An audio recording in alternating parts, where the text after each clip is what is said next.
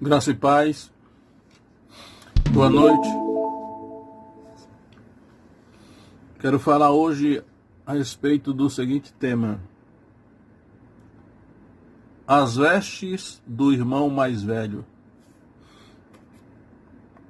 Está baseado em Gênesis capítulo 27, as vestes do irmão mais velho. Eu vou ler alguns versículos de Gênesis 27,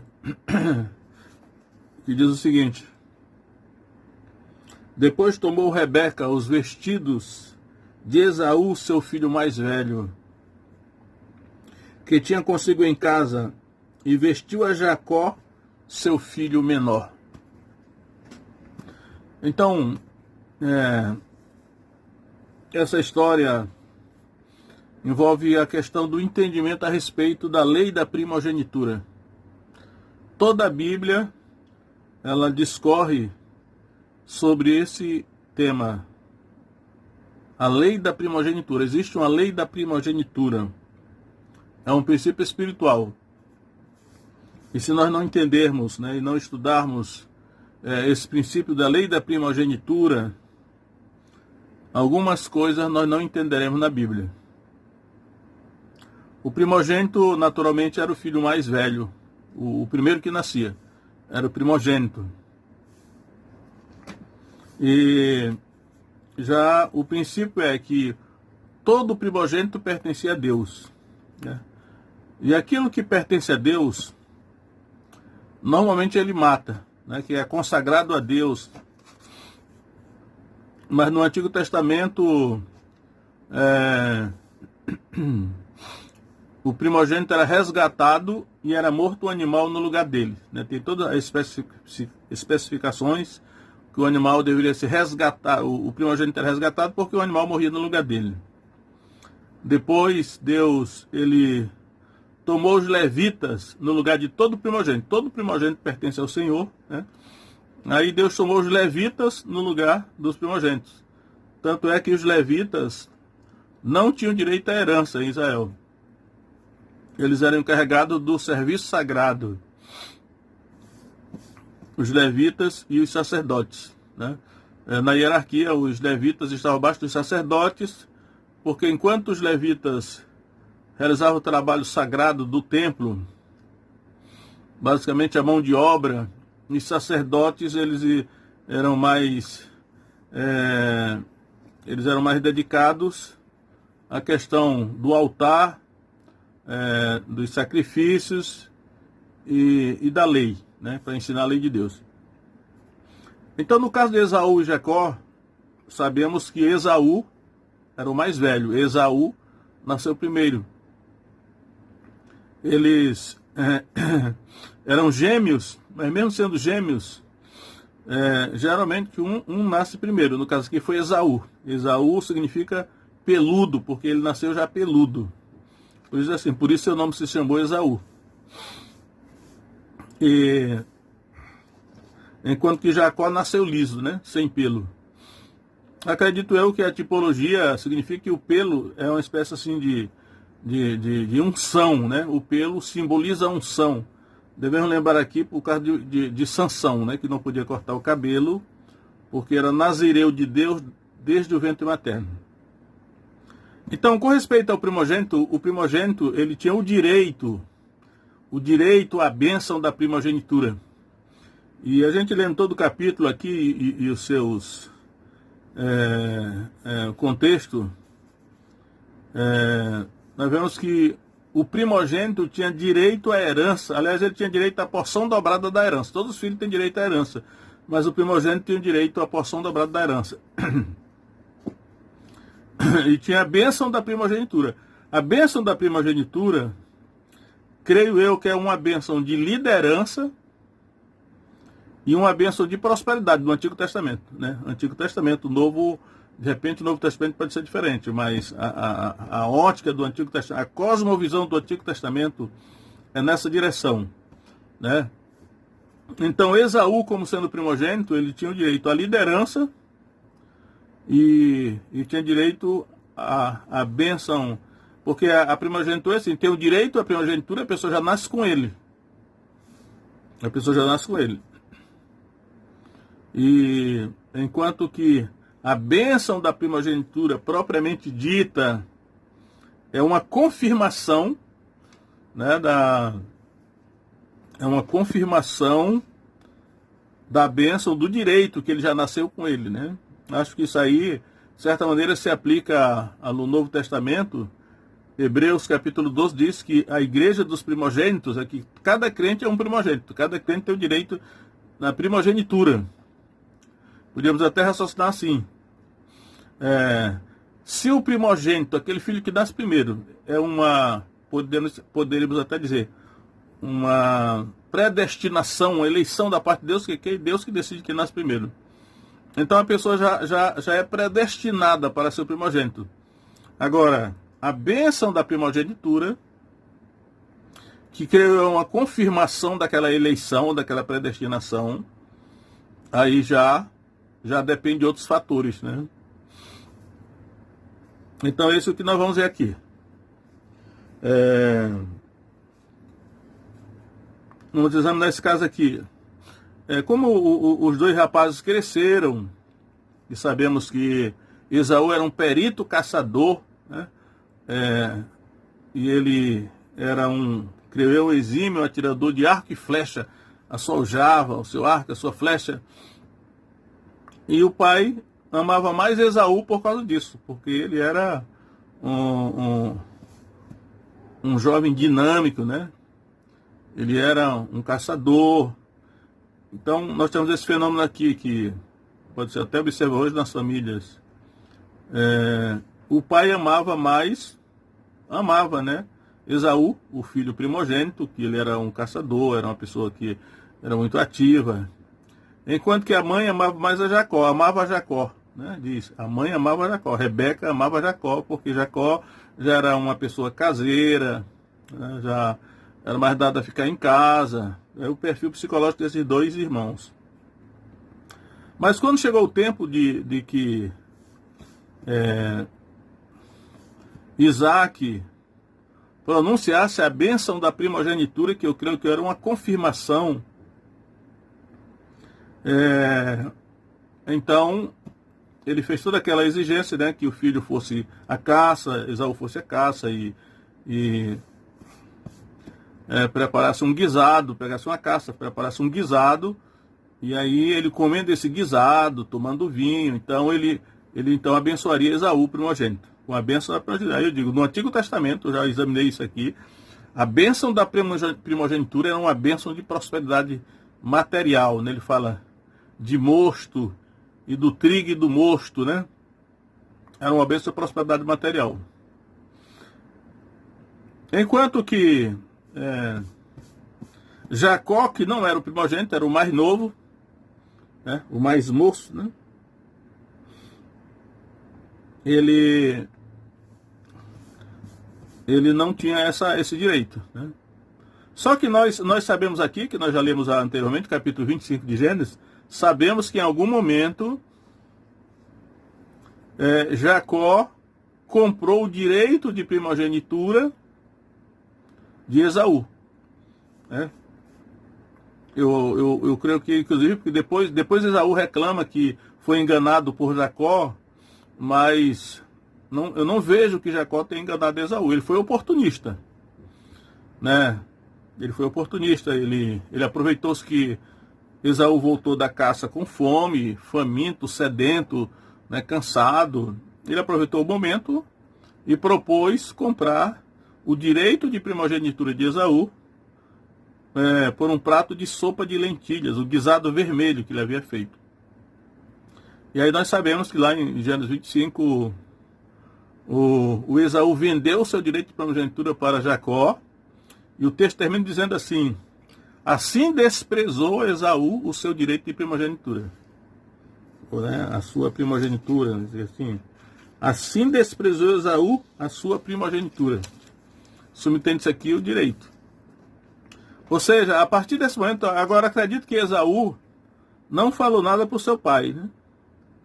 Acho que ele não contou nada para o seu pai, de maneira que Isaac não sabia de nada disso. Mas a partir do momento em que Esaú vendeu a sua primogenitura para Jacó, ele pensou talvez que fosse uma brincadeira, não levou a sério, né? Essas questões dessas alianças, esses pactos, esses votos que são feitos, são levados a sério. No mundo espiritual não existe brincadeira, tudo que é feito é de verdade, né? Não se pode brincar com essas coisas. Então, no mundo espiritual foi realizada a transação. A partir do momento em que Esaú vendeu a sua primogenitura para Jacó, Esaú não tinha mais o direito da primogenitura. Portanto, a primogenitura já não era mais dele. Ele não era mais o primogênito. Isso legalmente era assim. Só que ele, na cabeça dele, ele não levou isso a sério, né? Achou que era uma brincadeira. Talvez achou até que estava enganando Jacó, prometendo ter vendido, mas na verdade não tinha vendido, né? Porque em nenhum momento transparece aqui que ele tenha se comportado como quem realmente vendeu. Então, quando chegou a hora de receber a confirmação, aqui é uma confirmação, a bênção da primogenitura, ele já adulto, agora uma confirmação que o patriarca Isaac, eu vejo aqui isso aí, que no caso aqui o pai é o que tem a autoridade para conferir a bênção da primogenitura, pronunciar a bênção da primogenitura, confirmar, a confirmação, né? Então, é bom pensar bem nessa palavra confirmação, porque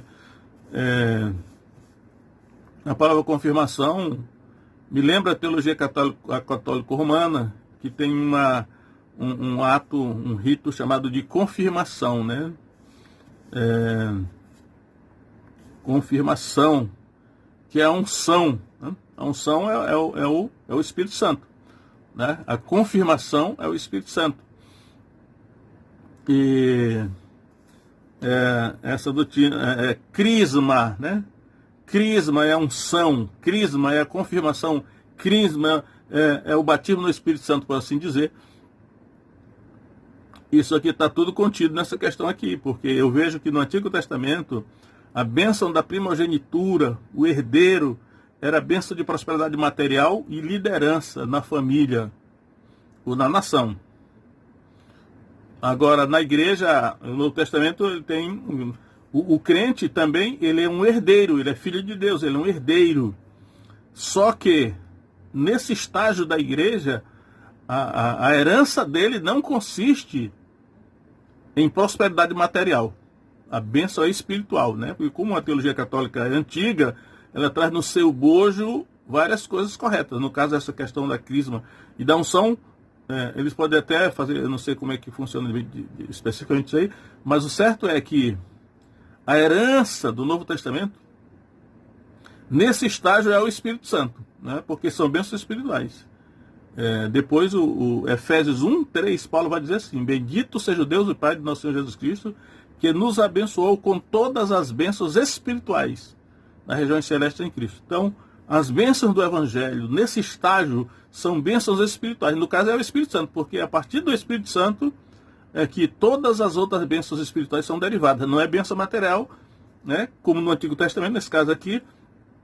E essa é a bênção da primogenitura para o crente, é o Espírito Santo. Por isso que é uma confirmação. Então, o Jacó, ele já tinha comprado, ele levou a sério, ele comprou realmente a bênção da primogenitura, o direito da primogenitura, e agora nós sabemos que ele não queria ir porque tinha medo de receber uma bênção, uma maldição. Se ele comparecesse diante do seu pai, tentando enganá-lo, ele seria amaldiçoado. Ele disse: eu receberia uma maldição e não uma bênção. Mas foi a mãe dele que o convenceu. E aí eu até posso acreditar, possível especular, que Rebeca, de certa maneira, pode ter sido usada por Deus, né? Para ajudar Jacó não a enganar. Eu diria que Jacó não enganou, ele não enganou seu pai. Um dos meus pontos hoje Jacó não mentiu. Porque quando ele vestiu as vestes do seu irmão, né, os vestidos de gala de Esaú, seu irmão mais velho, e Isaac perguntou a ele e disse: quem és tu, meu filho? Jacó estava praticamente cego, já idoso, né? Aí Isaac, né? E Jacó disse a seu pai: eu sou Esaú, teu primogênito. Observe aí. eu sou Esaú, teu primogênito. De certa maneira, ele está dizendo a verdade, porque ele agora realmente era o primogênito, porque ele havia comprado a bênção da primogenitura.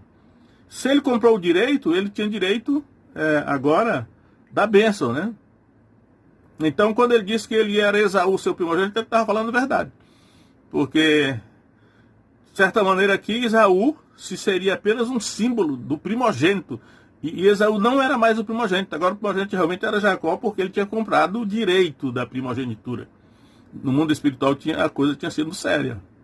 Então ele não mentiu quando ele disse, sou Esaú, teu primogênito. É claro que, humanamente falando, a gente vai saber que Isaac, de certa maneira, foi enganado, mas coisas estavam sendo feitas no mundo espiritual. E aí eu vou até mostrar também que, mais tarde, quando Esaú retorna, que ele se queixa e chega até a chorar, né? Ele diz assim, né, verso 32. Disse-lhe seu pai, quem és tu? E ele disse, eu sou o teu filho, o teu primogênito Esaú. Então, ele até disse, eu sou o teu filho, ele era filho de Isaac, era. Agora, o teu primogênito não, porque ele não era mais o primogênito, porque ele esqueceu que ele tinha vendido a sua primogenitura para o seu irmão. Então, ele estava aqui, quem mentiu realmente foi Esaú, porque a primogenitura não era mais dele, porque ele tinha vendido, porque o texto sagrado diz que Esaú desprezou a sua primogenitura. Só que, humanamente falando, Isaac não sabia de nada disso, né? Mas o que eu quero chamar a atenção é que o Jacó, para que ele recebesse a bênção da primogenitura, a confirmação, né, da bênção da primogenitura, para que se efetivasse as bênçãos da primogenitura, se realmente se manifestassem nele, que era prosperidade e liderança. Então nós sabemos que foi um processo, né, a partir dali, do capítulo 28 de Gênesis, que ele vai para a casa do seu tio Labão, e lá ele trabalha, constitui família, e realmente ele prospera. Mas todo o processo a partir da bênção foi um processo na direção da prosperidade material, ele se tornou muito próspero, né? E também de liderança na família. Liderança, né? A liderança é a autoridade espiritual. Então, por isso que eu estou enfatizando essa questão. As vestes do irmão mais velho.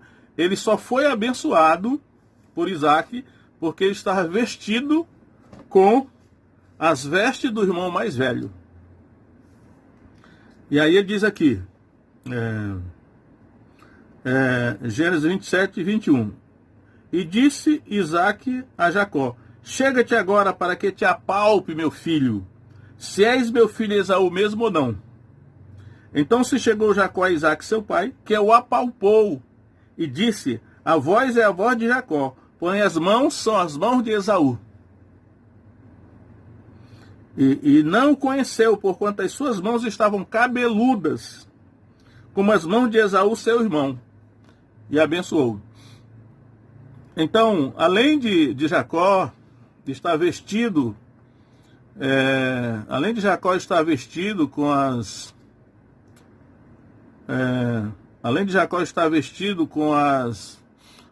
as roupas de gala de Esaú, a sua melhor roupa, eu acredito que essa roupa de gala, a melhor roupa de Esaú, elas simbolizam a autoridade espiritual, a unção, né, do primogênito.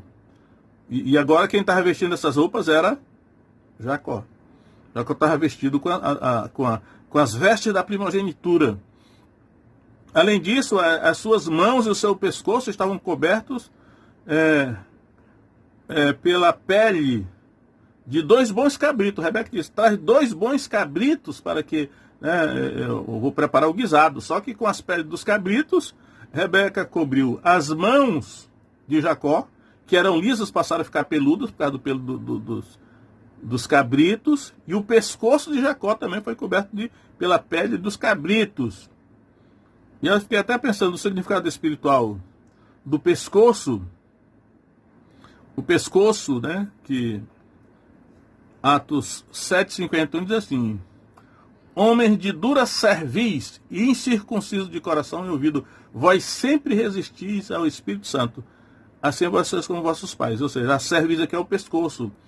Eu creio que simboliza a submissão, né? A submissão ou a rebeldia, porque o pescoço, ou você dobra o pescoço, né? E se coloca debaixo do jugo, ou se submete, ou você se rebela. Então, como esses judeus lá do Sinédrio, no caso de Estevão, eles eram rebeldes, porque dura cerviz, não vergavam o pescoço, não se submetiam, não se dobravam. Então, o pescoço de Jacó foi coberto pelas peles dos cabritos, simbolizando isso, né? Uma submissão a Deus, uma submissão aos propósitos de Deus. E as mãos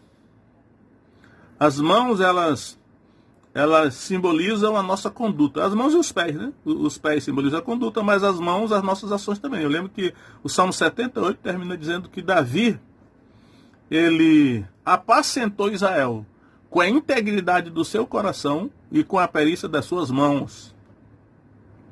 Sabemos que as mãos de Davi eram peritas em tocar a harpa, né? Ele era um músico, tocava a harpa, a perícia nas suas mãos. E também nas guerras, certamente o Davi manejava o arco e a flecha, e aprendeu depois, né? Porque no início ele era pastor, mas depois se tornou um guerreiro, e naturalmente aprendeu ele disse, os meus braços vergam um arco de bronze. Então, as mãos simbolizam também aí as nossas obras, o que nós fazemos, a nossa conduta e o nosso comportamento. E aí nós vemos que aí é a questão, né? Que é muito importante. É aqui, ó. Antes de Isaac impetrar a bênção da primogenitura sobre Jacó, Jacó foi examinado. Isso é muito importante, né? Olha, ele foi examinado. Ele poderia ter sido reprovado no exame, porque diz aí, né? Chega-te agora para que te apalpe, meu filho. Se és meu filho Esaú mesmo, não. Então se chegou Jacó a Isaac, seu pai, que o apalpou. E disse, a voz é a voz de Jacó, porém as mãos são as mãos de Esaú.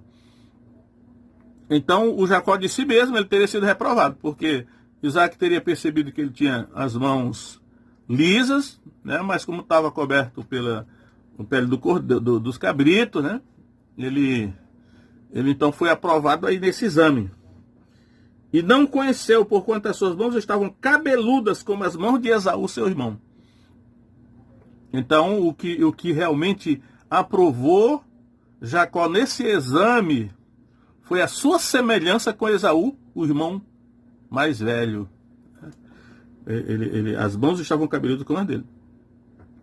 E assim sabemos que tem muitos outros desdobramentos dessa história, mas eu quero me focar aqui, né, nessa figura das vestes do irmão mais velho. Sabemos que Jesus é o nosso irmão mais velho, né? Jesus começa a ser chamado na Bíblia, no Novo Testamento, de unigênito Filho de Deus.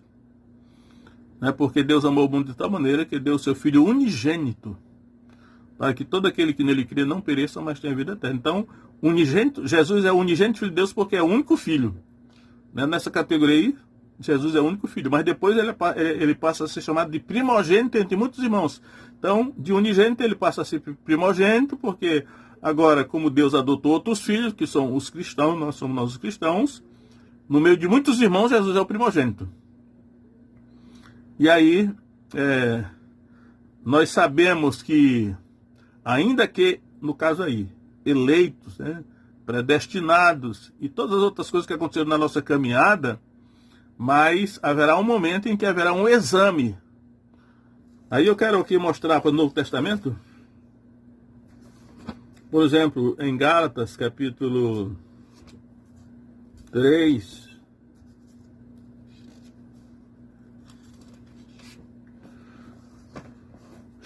é interessante que Gálatas capítulo 3, verso 26 diz assim: porque todos sois filhos de Deus e pela fé em Cristo Jesus. Ó, já começa com essa história. Todos sois filhos de Deus.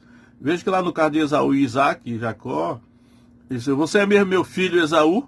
Aqui, no caso, Isaac simboliza Deus ali naquele contexto. Né? E aqui assim, porque todos sois filhos de Deus pela fé em Cristo Jesus. E sabemos que ali tanto Esaú quanto Jacó eram filhos de Isaac. Os dois eram filhos, mas a primogenitura só podia ser de um. Aí o texto aqui de Gálatas diz assim: porque todos quantos foste batizados em Cristo, já vos revestiste de Cristo. Todos quantos fossem batizados em Cristo, já vos revestiste de Cristo. É vestir uma roupa por cima de outra. Revestir, tem vestir e revestir, né? Revestir uma roupa por cima da outra. Então, o batismo, aí vem a importância do batismo. Aqui digo batismo nas águas, que é em nome de Jesus. No batismo nós somos revestidos de Cristo, né? Já vos revestidos de Cristo, ou seja, nós temos a nossa roupa, né, que de certa maneira seria a nossa justiça própria, mas precisamos ser revestidos pela justiça de Cristo, que é o irmão mais velho, e aí é um revestimento espiritual, para que nós sejamos filhos de Deus, né? Então, filhos de Deus. Então, no batismo nós somos revestidos. Assim como Jacó estava vestido com as vestes do irmão mais velho, mas mesmo caminhando com aquelas vestes do irmão mais velho, ele ainda tem que passar no exame, que foi exatamente diante de Isaac que ele foi examinado e só foi aprovado pela sua semelhança com Esaú, o primogênito, ou seja, pelo menos ele deveria ser, mas não era mais. Então, essas são realidades espirituais, né? A nossa justiça, não todos nós somos como imundos, e toda a nossa justiça como trapos de imundícia, diz Isaías 64. E, todavia, nós precisamos ser revestidos com as roupas do nosso irmão mais velho. Nosso irmão mais velho é Jesus. Nós precisamos ser revestidos da justiça de Cristo. E isso acontece no batismo. É por isso que Pedro diz lá, né? Arrependei-vos, sede batizado em nome de Jesus Cristo para a remissão dos pecados e recebereis o dom do Espírito Santo. Mas ainda no Novo Testamento tem outra questão aqui que eu quero ir em Romanos capítulo 13. E tem um versículozinho aqui muito esclarecedor, que diz assim, olha só. Romanos 13, diz assim: andemos honestamente, como de dia, não em glutonarias, nem em bebedeiras, nem em desonestidades, nem em dissoluções, nem em contendas e invejas. Agora veja o verso 14. Mas revestível do Senhor Jesus Cristo, e não tenhais cuidado da carne em suas concupiscências. Ou seja, enquanto Gálatas capítulo 3 diz que nós somos revestidos de Cristo no batismo, que é o início da caminhada cristã, assim como o primogênito já nasce primogênito, né? Mas foi ao longo da caminhada que Esaú foi desqualificado. E aí é um negócio complicado, né? Porque Jacó não nasceu primogênito, mas ao longo da caminhada ele se tornou primogênito. E aí ele foi classificado. Então ele diz aqui: mas revestido do Senhor Jesus Cristo, e não tenhas cuidado da carne em suas concupiscências. Então, enquanto que em Gálatas fala do início da caminhada cristã, que é revestir-se de Cristo no batismo, aqui está falando da caminhada, porque diz aqui, andemos honestamente. O andar, novamente o andar que envolve os pés, é a conduta, o comportamento, né? Lâmpada para os meus pés e luz para os meus caminhos, né? É a tua palavra, diz o Senhor. Ou seja, na medida que nós andarmos de acordo com a palavra de Deus, nos comportarmos de acordo com a palavra de Deus, né? Não somente ter as roupas do irmão mais velho, mas veja que lá envolvia também, né? O pescoço de Esaú estava coberto com os pelos dos dois bons cabritos, e as mãos dele também estavam cobertas com os pelos, com as peles dos cabritos, para que ele ficasse parecido com Esaú. E ele só foi aprovado no exame porque pela semelhança dele com Esaú, quando ele foi aprovado, foi examinado ali pelo pai. Então, o que esse versículo de Romanos 13, 14 está dizendo é que não é suficiente já estamos usando as vestes do irmão mais velho. A justiça de Cristo nos revestiu. Mas a nossa caminhada, ao longo dessa caminhada, e no final nós seremos examinados. Nós seremos examinados. E o que vai nos aprovar é a semelhança com Jesus. Não precisa nem dizer que os 2 cabritos representam Jesus também, porque é aquela história lá do bode. Os 2 bodes, né? Os 2 bodes do Yom Kippur, no dia da expiação, que os judeus ofereciam 2 bodes. Um bode era sacrificado logo aqui no santuário, e o outro bode era levado para Azazel, no deserto. Então, a polêmica teológica que se formou, né, é o significado dos 2 bodes, mas acredito que a expressão correta é que realmente os 2 bodes representam Jesus, tanto o bode que é sacrificado aqui no santuário, como o que é levado para o deserto, para Azazel. Os 2 bodes representam Jesus. Não é um bode representa Jesus e outro representa Satanás, não. Na verdade, Satanás é Azazel, porque o bode emissário, que é erradamente traduzido por bode emissário, Azazel, não, o bode é levado para o deserto, para ser oferecido para Azazel. O demônio é Azazel. Azazel é Satanás que está no deserto. Por isso Jesus foi ao encontro dele no deserto, na tentação. E o bode é levado para ser morto por ele lá no deserto. Então, os 2 bons cabritos aqui, né, que cobriram as mãos e o pescoço de Esaú, é o comportamento de Cristo, né? A nossa conduta, a nossa semelhança com Jesus, que no final